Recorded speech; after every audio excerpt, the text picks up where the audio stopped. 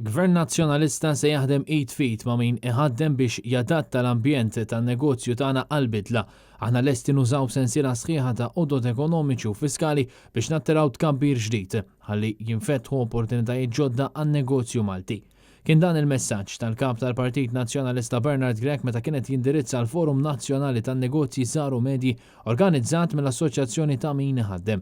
Il-tema prinċipali ta' dan il-forum kienet it-tkabbir sostenibbli, l-importanza tal-ambjent u l-kwalità tal-ħajja. Temi li inċidentalment ilu ħafna jisħaq fuqhom il-Partit Nazzjonalista. Fil-fatt, Bernard Grech stqar li l-avvanz tal-aġenda ambjentali f'Malta huwa ta' interess kbir għan-negozji tagħna u saħaq li ma nistgħux nibqgħu lura fl-għarfien tal-miri u fil-kisba effettiva tagħhom. Il-kap tal-Partit Nazzjonalista fakkar kif bħalissa għandna sitwazzjoni fejn il-Gvern Laburista qed jinnegozja mal-Ewropa biex jipposponi l-miri ambjentali u qal li fil-waqt li Robert Abela qed jaqra dikjarazzjonijiet sbieħ ħafna dwar it-tibdil fil-klima f'Malta, il-Gvern tiegħu innegozja tnaqqis ta' miri fuq l-emissjonijiet mal-Kummissjoni Ewropea u dan se jolqotna b'mod ħażin. Bernard Grech qal li din l-attitudni qed titfal in-negozji Maltin f'riskju li ma jkunux preparati għal bidliet meħtieġa u jaqgħu lura minn mal-kompetituri tagħhom madwar id-dinja. Fil-messaġġ tiegħu il-kap tal-Partit Nazzjonalista qal li hu jara futur radikalment differenti għal Malta għaliex jara lil poplu tagħna bħala lider fit-tibdil fil-klima u l-ħarsien tal-ambjent.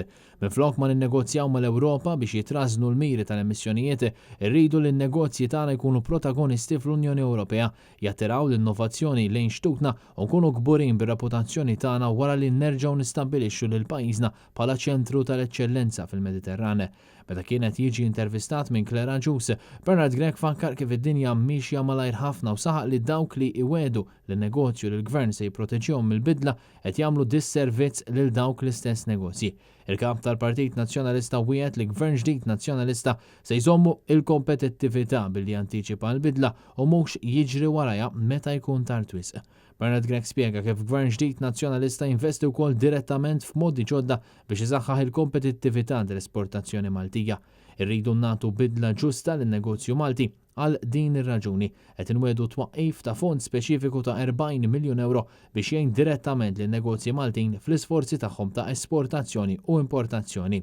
Intant matul din l-intervista Bernard Grech mistoqsi fuq diversi temi oħrajn fejn kompla jispjega l-viżjoni tal-Partit Nazzjonalista kif ukoll tkellem dwar numru ta' proposti konkreti li qed joħroġ il-partit fejn fost l-oħrajn saħaq li se jagħti priorità assoluta lill-reputazzjoni ta' pajjiżna.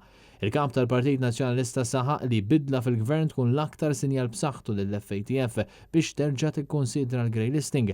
Iżda sqar li sa dan it-tant mhux se nkunu passivi dwar il-grey listing għaliex wisq qed insofru l-konsegwenzi ta' abbuż minn dawk fil-poder.